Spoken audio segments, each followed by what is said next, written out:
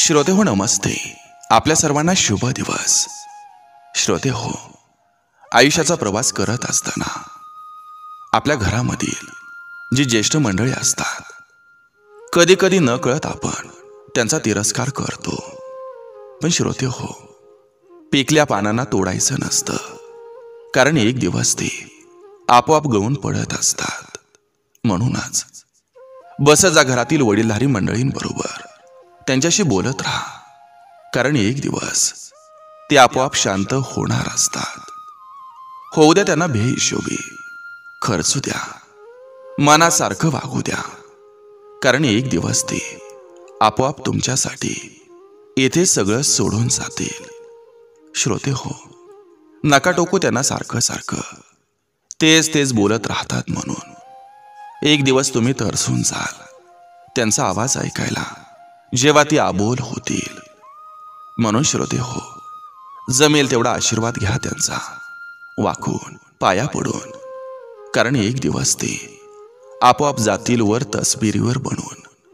श्रोते हो, आर्त नाही मग तुमच्या माफीला, नतमस्तक होऊन कान धरून. नका बोलू चार चौघात त्यांना, खाऊ द्या थोडं मनासारखं. मग बघा, येणार पण नाहीच जेवायला. भले श्राद्ध करा सारखं सारखं, तरी सुद्धा नक्की विचार करा. चला, आजही आपल्यासाठी सुंदर विचारांची ही शिदोरी, ही मालिका अशीच पुढे घेऊन आलोय. चला, करूया सुरुवात सुंदर विचारांना, सुंदर सुविचारांना.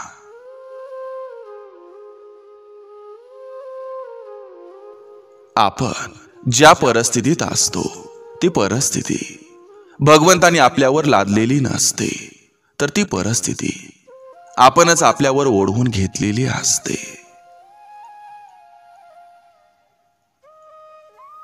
पिढीजात मिळालेल्या संपत्तीचा नव्हे, तर स्वतः कष्टानं कमावलेल्या पैशांचा माणसाला गर्व असावा. जीवन एक दिवसाचं असो किंवा 4 दिवसांचं, आयुष्य असं जगा जसं जीवन तुम्हाला नाही, तर जीवनाला तुम्ही भेटला आहात.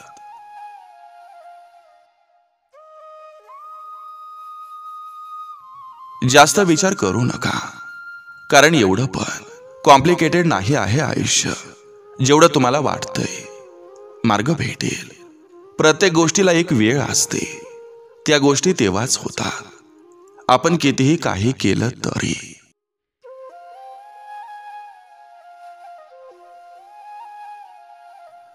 भावनांचा पसारा होतोय असं दिसलं की गुपचूप मनाच्या गाठोड्यात बांधून ठेवायचं. शब्दात मांडत बसला की पायाखाली तोडवलं जात असतं.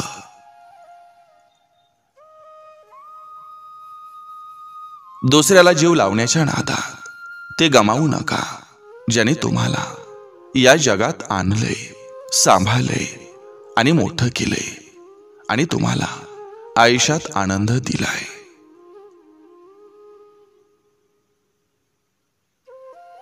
एका स्त्रीला तिच्या सौंदर्यानुसार आदर दिला जातो, आणि पुरुषाला त्याच्या खिशातल्या पैशानुसार.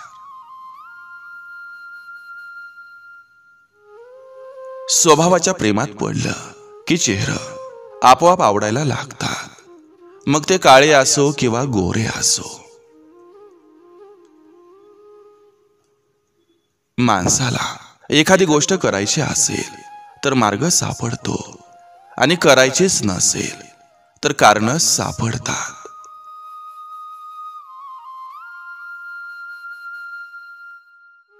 विचारांचं नातं इतकं घट्ट असावं की मतभेद सुद्धा हसत हसत स्वीकारता आले पाहिजेत.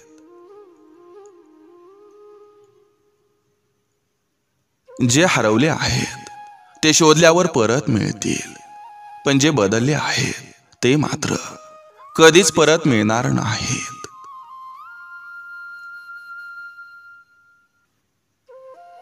जी व्यक्ती तुम्हाला समजून घेते आणि समजावून सुद्धा सांगते, ती व्यक्ती योगायोगानं नाही तर नशिबानं भेटत असते.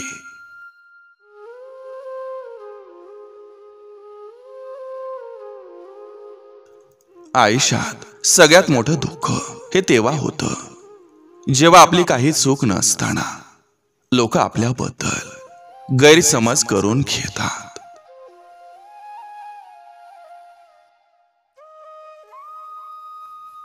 चांगलं कर्म करणारी व्यक्ती ही तुकोबांच्या गाथेप्रमाणे असते. तिला कोणी कितीही बुडवण्याचा प्रयत्न केला तरी ती तरुण जाते.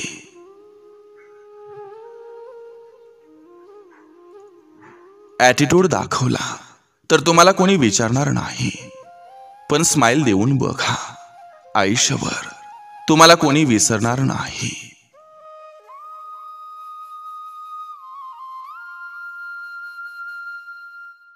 हसल्यानं माणसाचं आयुष्य वाढतं.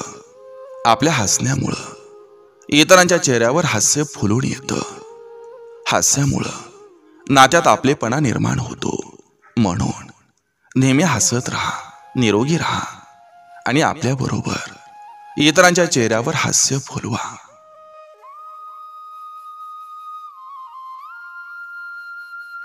कुटुंबाचा हात हा धरून चला, तरच लोकांचे पाय धरण्याची गरज भासणार नाही.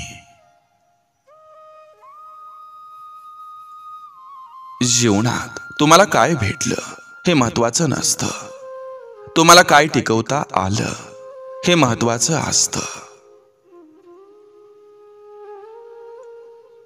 स्मित हास्य अशी वक्र रेष आहे की जी आपल्या आयुष्यातील अनेक गोष्टी सहज सरळ करू शकते. म्हणून नेहमी हसत राहा, आनंदी राहा आणि निरोगी राहा.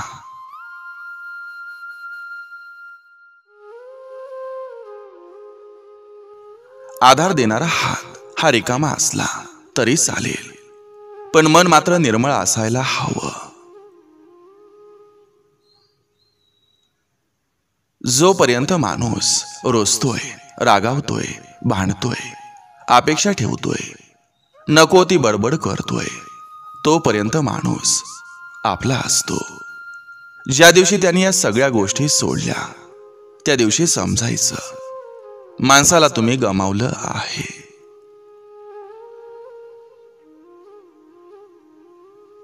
स्वतःशी प्रामाणिक राहणं हे स्वाभिमानाचं सर्वात महत्वाचं स्वरूप असतं. परिस्थिती कशी असो, समजून घ्यावं स्वतःला, सावरून घ्यावं स्वतःला. तुमच्यासाठी तुम्हीच खंबीर व्हावं. इच्छेला म्हातारपण नसतं. वेळेला वापरून घेणारी लोक कधीच आपले नसतात.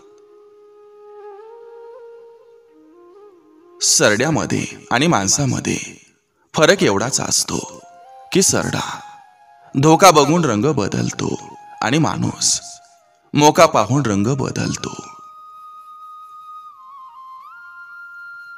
कोणाची लायकी काढण्या अगोदर एवढा जरूर विचार करा की आपली तेवढी लायकी आहे का.